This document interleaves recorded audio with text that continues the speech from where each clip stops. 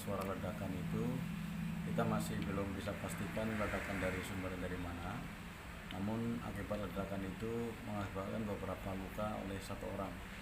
Kejadiannya terjadi di hari Selasa, tanggal 26 Mei 2020, sekitar pukul 15.30. Jadi awal kejadian bahwa pada saat itu ada seseorang yang diduga akan membuat suatu badik yang sumber daripada bahan badik itu adalah sebatang besi oleh salah satu pandai besi di lingkungan Basara, Kelurahan Sabintang, Kecamatan Patalasang, atas nama Emba Dengale.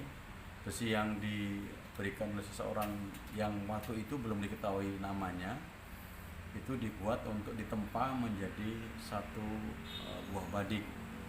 Pada saat dilakukan penempaan, yaitu pada saat menggerinda barang yang ada itu, ternyata timbul ledakan sehingga mengakibatkan seorang pandai besi atas nama Emba Dengale itu mengalami luka-luka di bagian tangan hampir putus, kemudian di bagian kaki juga terkelupas hampir lukanya seperti disayat hampir setengah meter.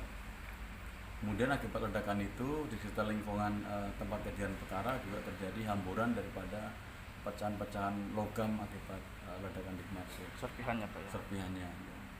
Kemudian kami coba lakukan penyelidikan kepada beberapa saksi yang ada di TKP dan kami mendapatkan informasi aktual tentang keberadaan siapa sebenarnya yang mengirimkan pertama kali benda dimaksud. Jadi setelah kami dapatkan ternyata asal-usul daripada benda tersebut itu berasal dari seseorang bernama Sukardi. Jadi Sukardi ini melalui perantara Daeng waktu itu beberapa hari lalu pengen membuat suatu badik dengan bahan tak saya bilang tadi. Kemudian dengan bahan itu diantarkan Daeng ini kepada seorang bernama pandai besi Emba Dengale. Kemudian Emba Dengale mengerjakan itu atas inisiasi daripada informasi dari Daeng. Kemudian oleh pemilik barang yang punya besi tadi, Sukardi, barang itu akan dibuat untuk membuat badik. Nah, pada saat yang kejadian itu ternyata belum jadi badik selesai, baru dipotong tengahnya saja sudah terjadi ledakan. Izin Pak sedikit, ini benda apa Pak yang dimaksud? Benda dimaksud yang kami dapatkan dari TKP hanya potongan besi yang sampai dengan saat ini kami belum bisa pastikan benda itu bentuknya seperti hanya besi biasa, dan akan kami pastikan setelah nanti dilakukan uji lapor di forensik Polda. Hasil dari uji Jibom sendiri di TKP apa yang didapatkan Pak? Yang didapatkan oleh Jibom pada saat tadi di TKP hanya serpihan saja, potongan-potongan besi yang sudah hancur. Sementara ketika saya minta keterangan salah satu saksi yang ada di TKP waktu itu atas nama si Sukardi dan satu lagi si Musliadi. Jadi sebenarnya besi itu juga bukan cuma satu, ternyata ada dua. Tapi yang satu masih belum kita lakukan disposal. Nanti setelah dibawa kepada Jibom Polda mungkin akan dilakukan upaya disposal.